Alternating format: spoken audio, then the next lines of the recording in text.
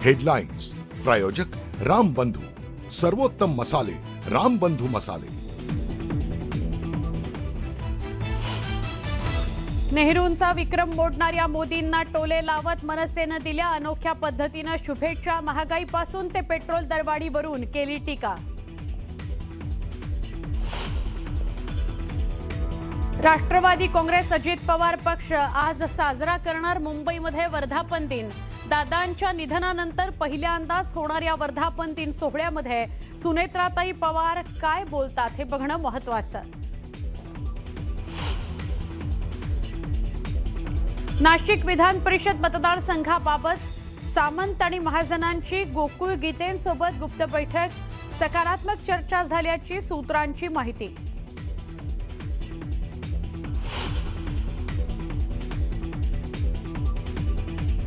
उपमुख्यमंत्री एकनाथ शिंदे दरेगावात जिल्ह्यातील विकास कामांचा घेणार आढावा।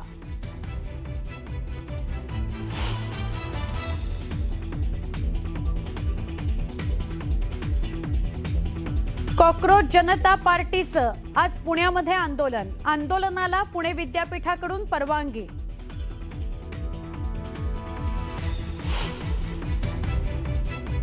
काँग्रेसच्या नाकर्तेपणामुळे हिंदू बदनाम झाले। सरकारची सलग 12 वर्ष पूर्ण केल्याच्या गौरव सोहळ्यामध्ये मोदींची घणाघाती टीका।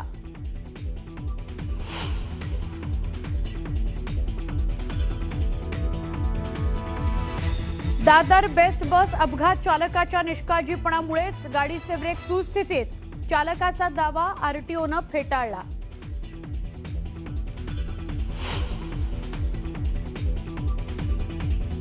राज्यात मोसमी पाऊस लांबणीवर। पुढील 3 ते 4 दिवसात आणखी काही भागात दाखल होण्याचा अंदाज।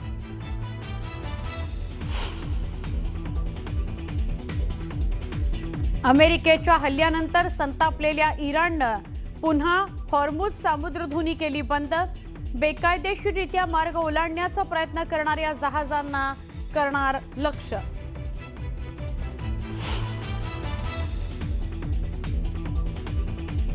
अमेरिकेकडून पुन्हा शस्त्रसंधीचं उल्लंघन। इराणच्या ड्रोन कंट्रोल युनिटवर अमेरिकेचा हल्ला।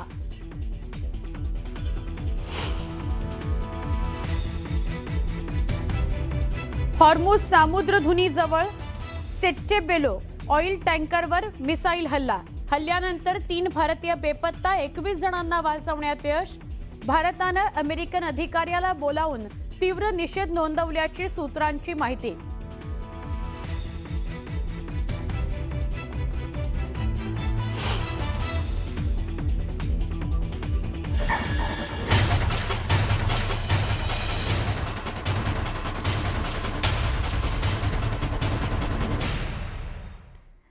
नमस्कार, बुलेटिनमध्ये आपल्या सगळ्यांचं पुन्हा एकदा स्वागत। महत्त्वाच्या काही बातम्या सविस्तरपणे बघूया। मुलुक महाराष्ट्रामध्ये अखेर गोकुळ गीतेंसंदर्भात बोलूया। बंड त्यांचा शमलाय असं म्हणता येईल।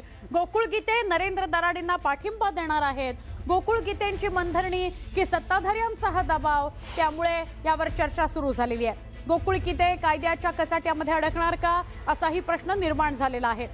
उदय सामंत आणि गिरीश महाजन हे दोघेही गेले 4-5 दिवसांपासून गोकुळ गीते, गणेश गीते या सगळ्यांशीच वारंवार बोलत होते। अनेक बैठकांचं सत्र झालं। काल दुपारपर्यंत महाजन आणि उदय सामंत यांच्या मनधरणीला यश आलेलं नव्हतं, पण आता आपण बघतोय की अखेर गोकुळ गीतेंचं बंड शमलेलं आहे का अशा चर्चा सुरू झाल्या आहेत। आपण या सगळ्या संदर्भात थेट नाशिकला जाऊ आणि विचारू आमचे प्रतिनिधी सहकारी लक्ष्मण घाटोळ यांना। लक्ष्मण, गेले अनेक दिवस हे गीते बंधूंचं प्रकरण सगळं रंगलेलं आहे। मनधरणीचा सगळा सोहळा आपण बघतो आहोत आणि कालही गोकुळ गीतेंबरोबर बैठक झाली, पण आपल्याला दुपारपर्यंत असं कळत होतं की बैठकीतनं काही यश आलेलं नाहीये। काय सांगाल, काय घडामोडी घडल्या? सुवर्णा, खरं तर या सगळ्या प्रकरणामध्ये गोकुळ गीते माघार घेणार, अर्थात या निवडणुकीमध्ये माघारीची वेळ संपलेली असली तरी देखील गोकुळ गीते आज पाठिंबा देणार अशा प्रकारची माहिती आहे। आणि साधारणतः 11-12 वाजता या सगळ्या प्रकार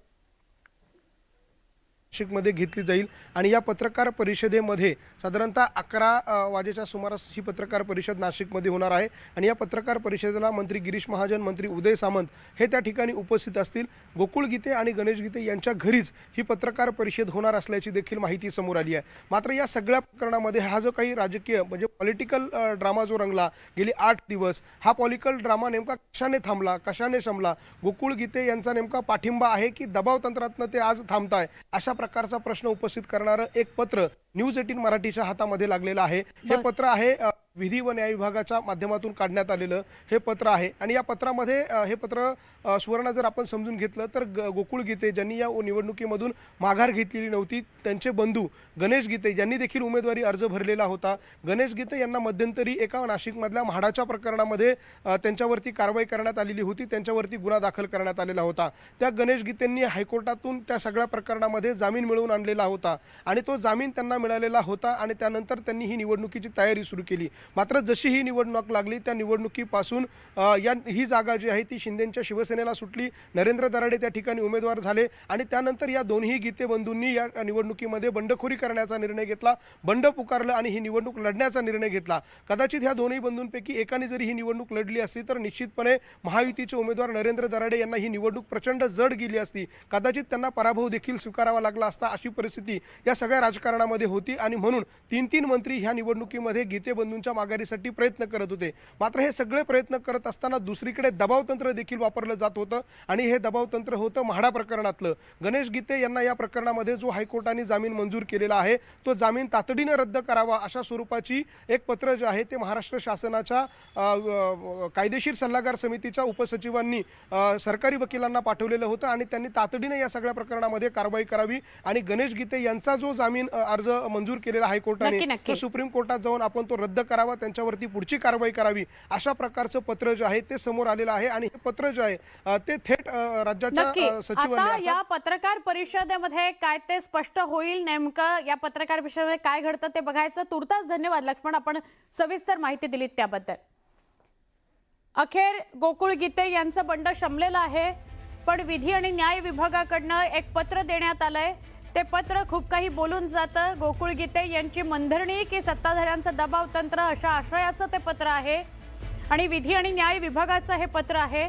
अनेक दिवस मनधरणीचे प्रयत्न सुरू होते. गोकुळ गीते यांची मनधरणी करण्याचे प्रयत्न गिरीश महाजन आणि उदय सामंत करत होते. त्यांच्याशी बोलणं चाललेलं होतं. लक्ष्मण आपल्याशी बोलत आहेत, आपल्याला अधिक माहिती देत आहेत.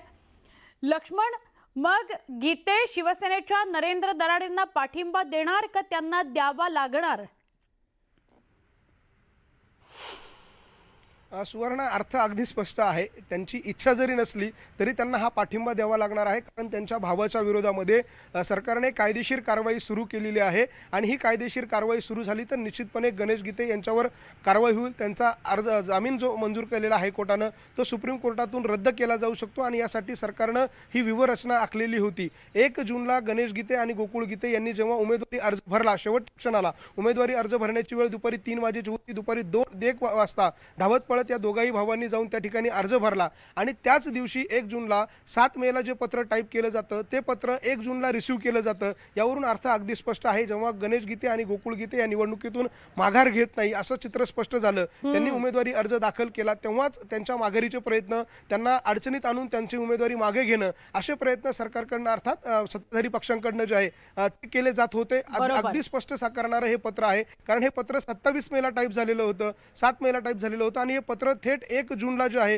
ते रिसीव्ह केलं जातं, ज्या दिवशी उमेदवारी अर्ज दाखल केला जातो. म्हणून प्रयत्न असाच होता की यांनी जर उमेदवारी अर्ज मागे घेतला नाही तर या पत्राच्या आधारावरती त्यांना हे माघार घ्यायला लावायची. तिथेही माघार नाही झाली तर कायदेशीर प्रक्रिया सुरू करायची आणि त्यानंतर अशा पद्धतीने पाठिंबा मिळून घ्यायचा. आणि म्हणूनच या सगळ्या प्रकरणामध्ये ही समजूत नाहीये, मनधरणी नाहीये, तर हे दबाव तंत्र आहे का असा सवाल या निमित्तानं उपस्थित केला जातो. बरोबर. आणि नाशिक पुरता नाही पण महाराष्ट्रामध्ये, राज्यामध्ये जिथे जिथे विधान परिषदेच्या निवडणूक आहेत तिथून एक ओरड होते विरोधकांची की या वेळेला सत्ताधारी साम दाम दंड भेद सगळंच वापरतायत. अगदी खरं आहे सुवर्ण. आपण जर बघितलं तर या निवडणुकीमध्ये केवळ नाशिकच नाही तर महाराष्ट्रातल्या सगळ्याच जागा महायुतीने प्रतिष्ठेच्या केलेल्या होत्या. नाशिकचा जर विचार केला तर सर्वाधिक मतदान हे महायुतीकडे असताना देखील गणेश गीते आणि गोकुळ गीते हे महायुतीचे मतदान फोडू शकतात अशा स्वरूपाची ताकद त्या दोन बंधूंकडे होती आणि त्यामुळे हीच भीती महायुतीला होती आणि महायुतीने सुरुवातीपासून या दोन भावांच्या माघारीसाठी प्रयत्न केले. एक दोन नव्हे तर 6-7 उमेदवारांचे अर्ज या नाशिकच्या विधान परिषदेच्या निवडणुकीमध्ये होते. त्यामध्ये अनेकांच्या माघाऱ्या त्यांनी सहज करून आणल्या. मात्र सर्वात अडचणीचं ठरणारं कोण होतं तर हे गीते बंधू महायुतीच्या उमेदवारासमोर सर्वात आव्हानात्मक होते, चॅलेंजिंग होते आणि त्यांची माघार झाली नसती तर निश्चितपणे या निवडणुकीमध्ये महायुतीला ही जागा जड झाली असती. आणि म्हणून अशा पद्धतीनं साम दाम दंडभेद अशा स्वरूपाचा वापर सरकारकडनं केला गेला का आणि सत्ताधाऱ्यांकडनं केला गेला की असा सवाल उपस्थित करणारं हे पत्र आहे आणि हे सगळं प्रकरण आहे. त्यामुळे या सगळ्या प्रकरणामध्ये आता सत्ताधाऱ्यांकडनं काय खुलासा मिळतो, विरोधी पक्ष या सगळ्या प्रकरणावर कशा पद्धतीनं प्रतिक्रिया देतात हे सगळं बघणं महत्त्वाचं असेल. सुवर्णा, नक्की धन्यवाद. आपण माहिती दिलीत लक्ष्मण त्याबद्दल. या आता पत्रा